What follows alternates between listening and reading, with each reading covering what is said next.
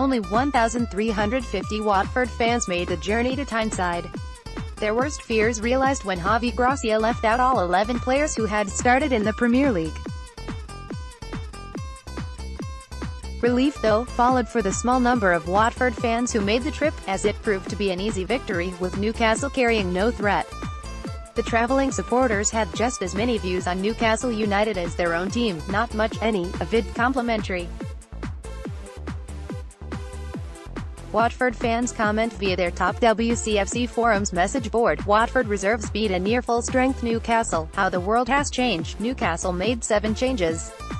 Definitely not a near full-strength side for them, considering their reserves are probably worse than Woking. It is difficult to tell which is Newcastle's first 11 from their reserves. They are all that poor. Stroll in the park. Pretty sure Rafa was very pleased by the result. The same lot we weren't able to beat twice. We played them off the park there earlier in the season, just had an off day in front of goal. There is a chasm in quality between the two sides. Fortunately we have a much deeper squad than Newcastle. Gray, Success, Jan Motkina are decent options. If we do that, and he next round we may well lose. Blimey, that was just so easy, and we didn't play well, merely competently. Not sure how the Newcastle fans felt when Benitez took off the only 2 players that looked like they could have created something, Murphy and Ritchie, when they were a goal down. Newcastle have a weaker squad and were always going to rotate due to league placings. Gracia knew that, and acted accordingly. A struggling place team or a Doncaster for instance in the next round, and the team will remain the same. We were poor today, but fortunately poor was good enough. It won't be every time. Professional performance. Gray took his goal well, and I thought Chalaba was starting to get back into a bit form.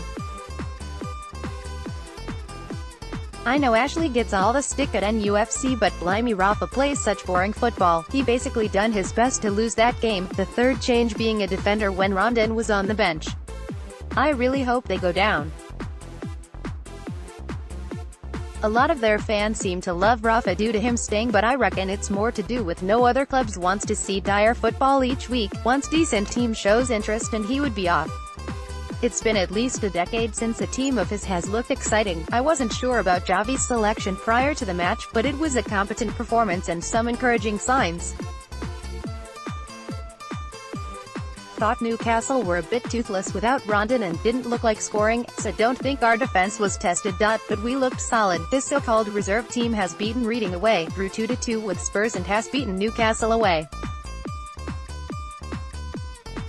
We deserve a lot of respect for achieving that. It wasn't a problem today due to NUFC being even worse, a 4/10 team beating a 2/10 team.